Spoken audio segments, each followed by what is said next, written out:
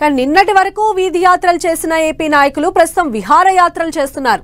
ఎన్నికల ప్రచారంలో ఊపిరి సలపనంత బిజీగా గడిపిన నేతలు పోలింగ్ ముగియడంతో చిల్ అవుతున్నారు. కుటుంబాలతో శీతల ప్రదేశాలకు హాలిడే ట్రిప్పులు వేస్తూ వెన్నెల్లో హాయ్ హాయ్ అంటూ తెగ ఎంజాయ్ చేస్తున్నారు.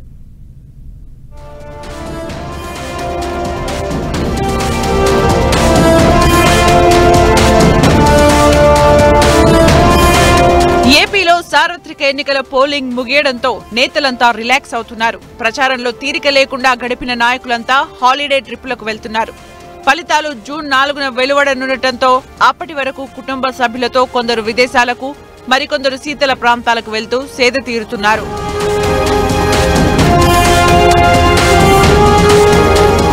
ఏపీ సీఎం జగన్ విదేశీ పర్యటనలో ఉన్నారు. పోలింగ్ ముగియడంతో సీఎం జగన్ కుటుంబ సభ్యులతో కలిసి లండన్ వెళ్లారు. సీఎం జగన్ ఇద్దరు కుమార్తెలు లండన్లోనే ఉంటున్నారు. అక్కడే వారు ఉన్నత విద్యను అభ్యసిస్తున్నారు. ఈ నేపథ్యంలో జగన్ లండన్, స్విట్జర్లాండ్, ఫ్రాన్స్ దేశాల్లో పర్యటిస్తున్నారు.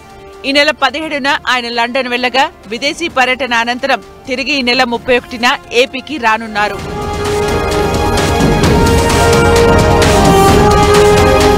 చంద్రబాబు కూడా విదేశీ పర్యటనకు వెళ్లారు. సతీమణి భువనేశ్వరితో సహా అమెరికా బయలుదేరి వెళ్లారు. వైద్య పరీక్షల నిమిత్తం చంద్రబాబు అమెరికా వెళ్లినట్లు పార్టీ వర్గాలు వెల్లడించాయి.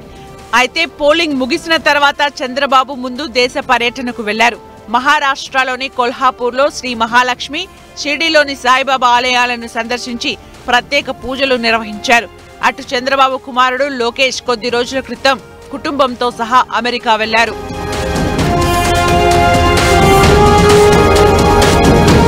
ఎన్నికలయ్యాక పవన్ కళ్యాణ్ నార్త్ టూర్ కు వెళ్లారు. వారణాసిలో ప్రధాని మోదీ నామినేషన్ లో పాల్గొన్న ఆయన అంతకుముందు కాశీ ఆలయంలో గంగా ఘాట్ లో పూజలు నిర్వహించారు. ప్రస్తుతం తన ఫామ్ హౌస్ లో రిలాక్స్ అవుతున్నట్లు తెలుస్తోంది.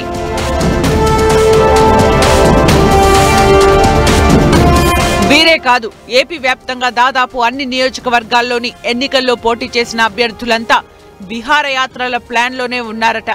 మొన్నటి వరకు పాదయాత్రలు, బస్ యాత్రలు, రోడ్ షోలు, ఇంటింటి ప్రచారాలతో హోరెత్తించిన నేతలంతా పోలింగ్ ముగిశాక పాలిటిక్స్ కు కాసేపు బ్రేక్ ఇచ్చిపెట్టి ఇప్పుడు రిలాక్స్ మూడ్ లో ఉన్నారు.